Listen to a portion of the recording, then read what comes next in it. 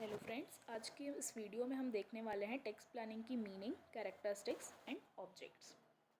सो meaning क्या होता है टेक्स्ट प्लानिंग का? टेक्स्ट प्लानिंग में be defined as an arrangement of one's financial affairs in such a way that full advantage is taken of all tax exemptions, reductions, concession, rebates and allowances और benefit permitted under the act. मतलब tax planning क्या होता है? जो financial affairs होते हैं, ठीक है, कि जो भी फाइनेंशियल अफेयर्स हैं उनको ऐसे अरेंज करना ताकि जो भी टैक्स एग्जेम्पशंस हैं, डिडक्शंस हैं, कंसेशंस प्रोवाइड किए हुए हैं, रिबेट्स, अलाउंसेस, जितने भी रिलीज बेनिफिट हमको प्रोवाइड किए हुए हैं अंडर द एक्ट, जो भी लॉ ने हमको ये सारे बेनिफिट दिए हुए हैं उसका हम क्या ले सकें? मैक्सिमम बेनिफिट ले सकें, so that the burden of taxation on the assessee is reduce to the minimum. ताकि जो एसएससी का जो टैक्स का बर्डन है हम उसको रिड्यूस कर सकें।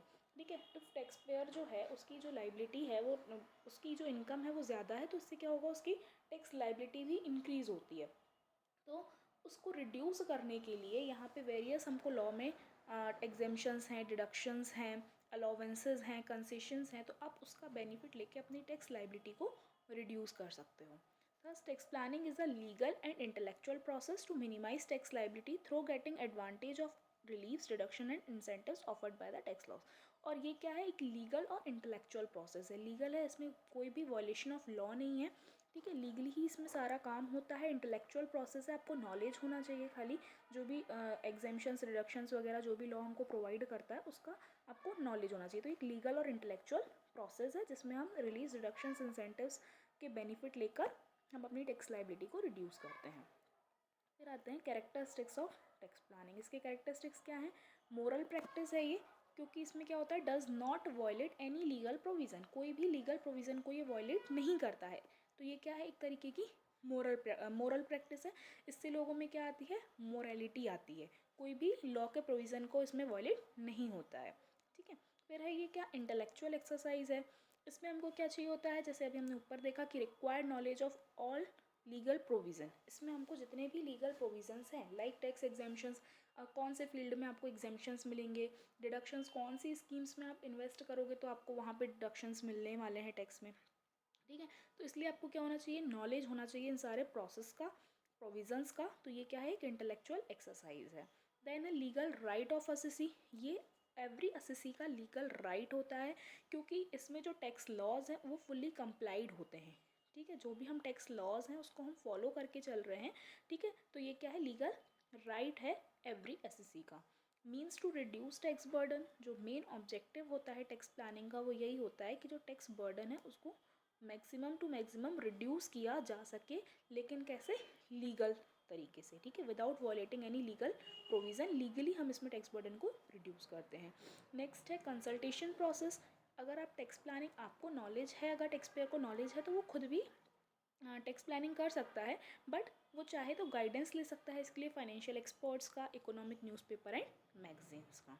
सो आई होप आपको मीनिंग और कैरेक्टरिस्टिक्स क्लियर हो गए होंगे। अब हम आते हैं objectives of tax planning. Object क्या है टैक्स प्लानिंग का? जो बेसिक ऑब्जेक्ट है, मेन इंपॉर्टेंट ऑब्जेक्ट यही है, रिड्यूस इन टैक्स लाइबिलिटी, ठीक है। जो बेसिक ऑब्जेक्ट है टैक्स प्लानिंग का वो यही है कि जो टैक्स लाइबिलिटी है उसको रिड्यूस करना by getting advantages of deductions, exemption and reliefs. जो सेकेंड ऑब्जेक्ट है वो है minimisation of litigation. A good tax planning always based on clear word of the statute with the provision of taxation law. In such a case, chances of litigation are minimized. जो भी इसमें हम deductions लेते हैं, exemptions claim करते हैं हम जो भी, तो वो क्या होता है? क्लियरली मेंशन है, जो लॉ में ये सारी चीज़ें क्लियरली मेंशन है। इससे आपको कोई भी प्रॉब्लम को फेस नहीं करना पड़ेगा, ठीक है। एवरी जो भी हम एग्जाम्पशन, डिडक्शन, जितनी भी सारी चीज़ें हैं ये सारी हम लॉ के अकॉर्डिंग ही कर रहे हैं, तो इससे क्या होता है? जो लिटिगेशन है वो मिनिमाइज होता है। देन है फाउंडेशन ऑफ इकोनॉमिक ग्रोथ। इसमें क्या होता है? People invest their saving and funds in countries industry by adopting tax planning works as a foundation of economic growth. People invest their money in companies to get exemption related to dividend, ठीक है। इससे क्या होती है? Country की जो economy है वो ग्रो करती है, क्योंकि लोग अपने टैक्स को सेव करने के लिए, ठीक है, टैक्स लाइबिलिटी को मिनिमाइज करने के लिए क्या करते हैं? डिफरेंट जो स्कीम्स हैं 80C to 80U में वेरियस स्कीम्स प्रोवाइड की हुई हैं हमको गवर्नमेंट में, कि आप वहाँ पे इन्वेस्ट कर सकते हो, तो आपकी जो टैक्स लाइबिलिटी है वो रिड्यूस हो जाएगी। वहाँ वो आपकी टैक्स फ्री फील्ड्स कहलाएंगे। जैसे कि 80C में है, आपको लाइफ इंश्योरेंस प्रीमियम में कर सकते हो, public provident fund, national saving certificates हो गया, ठीक है। तो अगर आप 80D में है आपको मेडिकल इंश्योरेंस के लिए, ठीक है, तो वहाँ पे आप इन्वेस्ट कर सकते हो। और दूसरी चीज़ क्या है, people invest their money in companies में, लोग अपनी मनी को इन्वेस्ट करते हैं, उसमें भी हमको क्या मिलता है, एग्जेम्पशन रिलेटेड टू डिविडेंड। जो भी डिविडेंड रिसीव होता है हमको शेयर्स पे, वो एग्जेम्प्ट होता है फ्रॉम टैक्स। तो इसलिए लोग क्या करते हैं, कंपनीज़ में भी इन्वेस्ट करते हैं, तो इससे भी जो इकोनॉमी है वो ग्रो करती है।